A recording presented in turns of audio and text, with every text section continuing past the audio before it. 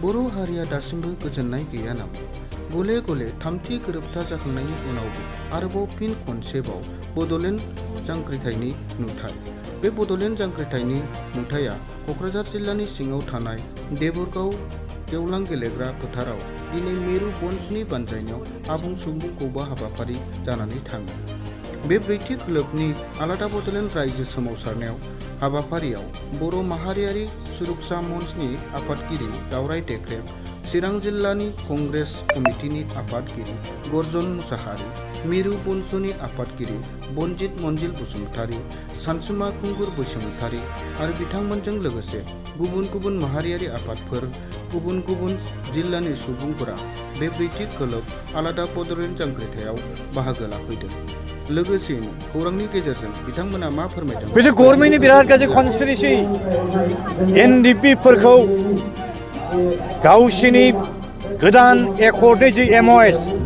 बे एमअएसनि ड्राफ्टखौ रावनोबो दिन्थिया जासेनो गबिन्द बसुमतारीनि बादै प्रमद बर'नि अनगायै गुबुन सिगनेटरिसा खुनु दिन सिगाङाव नुनोनो चान्सखौ मोनखायाखै। भारत गभर्नमेन्ट, आसाम गभर्नमेन्टनि सायाव फोथायनानैनो आरो एबसुनि सायाव फोथायनानैनो एनडिपिनि बिदा फंबाय बिथांमोना आरो इउबिपिआबो 2020 मायथाइनि 27 जानुवारियाव आनवान्टेड आनकल फर ट्रेसारास थगायग्रा ट्रेइटरास बे थामथि गोरोबथाखौ खालामनाय जादों। बिथांमोना आसा खालामदोंमोन हयथ' सभरेन कान्ट्रिनि थाखाय 334 जुजिबाय, सभरेन कान्ट्रिनि दा बेखौ नागारबाय, सेपारेट स्टेटआव बिथांमोना फैबायमोन जे भारत गभर्नमेन्टआ निस्सय थगाया साननानै ड्राफ्टनि कपिखौ एडभान्स नुवा हसिया बिथांमोना सहि हैनायावनो बिराद गोरोन्थि जानाय जाबाय। दिनै जुदि बे रियेलि बे थामथि बर' एकर्डआ बिटिआर एकर्डआ जुदि रियेलि पिस एकर्डमोनब्ला, शान्ति सुक्तिमारमोनब्ला, गभर्नमेन्टआ जुदि बे रोखोम लादोंमोनब्ला दिनै सुक्तियाव सहि होनाय रन्जन दैमारि बिथांखौ सेन्ट्रेल जेलाव मानो सोनानै दोनहैबावखो? बिथांखौ जि केसफ्राव फासायदोंमोन बे केसफोरनि सायाव रन्जन दैमारि बिथांनि जेसेबां उकिल दं, एडभकेट, बड' सिभिल ससाइटिनि मानसिफोर, all India Bodo' people national league for Bodoland statehood, एबसुनि गोदोनि senior leaders, worker supporter member 2020 मायथाइनि 8 मार्च अक्ट'खालिनो क'क्राझार टाउनाव जोङो जथुमनानै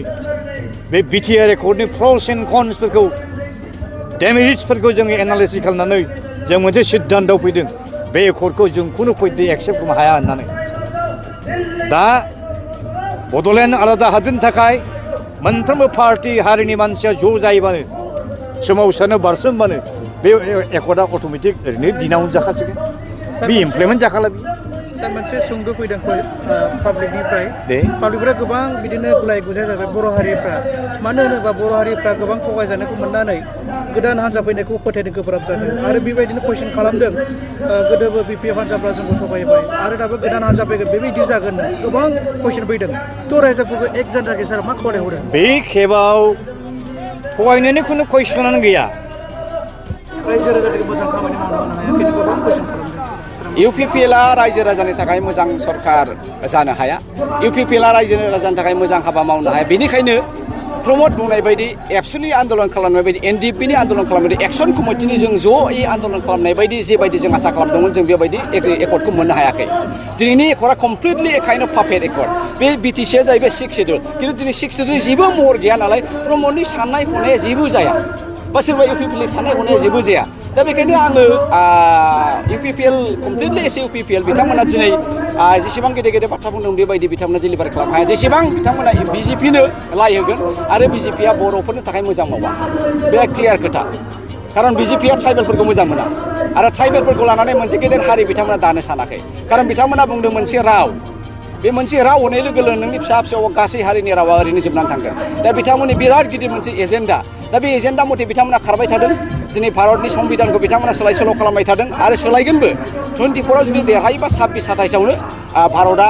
मोनसे सेकुलारिजम हादोर जानो हाला दा बेफोर कमप्लिटलि डिजाइनखौ नायोबा दिनै बाहाय बिटिसिआव स्टार्ट जाबाय दा बेखायनो प्रमद बर' बिथाङा सानब्लाबो होनब्लाबो बे होनफ्लानायसो आरो बे मावनोनो हाखाया केपासिटियानो गैखाया दहाय जन एन्टि खातार बिथाङा बुंलांबाय जे साख्रि बाख्रि होनो हानायनि मोनसेबो केपासिटि अर्थात पियनखौ एपइन्टमेन्ट खालामनो हानायबो बिटिसिआव गैया होनब्ला प्रमद बिथाङा मा मावगोन आयेनानो बेनो जाबायबा दिनै शिक्षितनि जेबो राइटआनो गैलाबा प्रमद बिथाङा मा मावगोन दा ओंखायनो जोङो प्रमदखौल' दाय होनानै लाब गैला जों गासै रायजोआ सचेतन जानांगोन सांग्रां जानांगोन इउपिपिएलनि बिथांमोनाबो सांग्रां जानांगोन बिथांमोना होनांगोन जों बिजेपिजों थालिया नांगौबा जोङो हाग्रामाजोंनो मिलायनानै जोङो गभर्नमेन्ट थागोन जाय जागोन गैखायाब्ला अब्ला थेवब्लाबो बर' हारिया एसे सुरक्षित जागोन आं बेखौसो लुबैदों दिनैनि दिनाव दिनैनि दिनावबो 16था डिपार्टमेन्टखौ लाङाखै होननानै ब्रायै बिथांमोना बुंबाय नङा बिथांमोना बे बाथ्राखौ होनबाय थादों डिसिआ जेबो पावार गैया दहाय सासे डिसि एक्स डिसि 60 बोसोर डिसि खालामनाय मानसिया बुंलांबाय जे डिसिनि नेक्स्टआव रावबो गैया डाइरेक्ट सिएम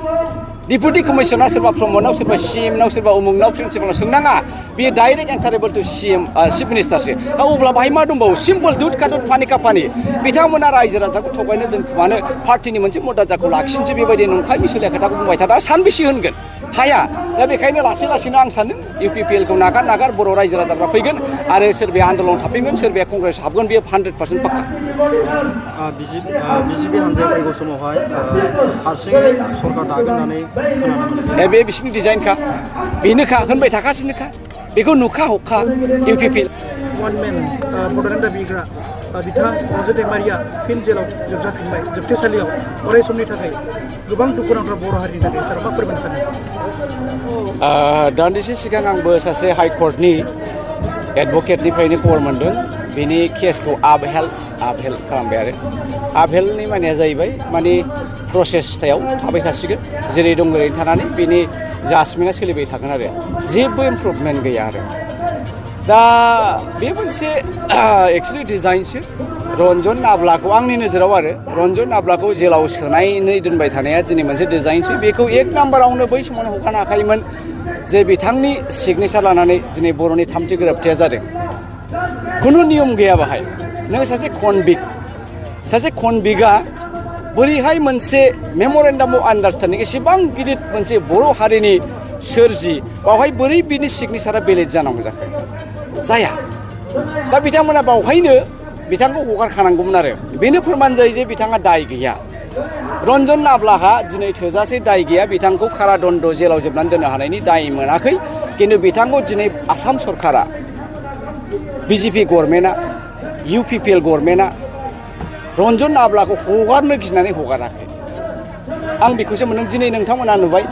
बनसुनि दिनै बे गिबि खेबनि सुबुं गौमायाव गोबां हाजार मानसिफ्रा फैबाय दिनैबो बर' हारिया बे बड'लेण्डनि थाखाय गिलु बालु गिर्जाब थगायजाबाय दोखो आयौ गोबां रोखोमनि डायलगजों थगायजाबाय थेवब्लाबो बड'लेण्ड होनबानो गोसोआव मानोबा गाबखांनाय फैयो माबा दाबो थाबोबायदां माबा दाबो जायाखैदां होननानै बिथांमोना गिर्जाब फैयो दा बेनो फोरमान जे रन्जन नाब्लाया फैनाय लोगो लोगो ओंखारबोनाय लोगो लोगो जिहेथु गाहामानो जादों आरो बड'लेण्ड आलादा हादोर हास्थायनानै सोमावसारनायनि बे मोनसे हाबाफारि होननानै जों बुंनो हायो दिनै जेसेबां दाब जिल्लानिफ्राय आलादा हादोर बड'लेण्ड हास्थायग्रा बर' फिसाफोर फैदों बिथांमोनखौ दिनैनि हाबाफारियाव बाहागो लाफैनो थाखाय आं गोसो गोरबोजों बिगिलि साबायखर हरबाय आरो जोंनि आलादा हादोर बड'लेण्ड सोरजिनायनि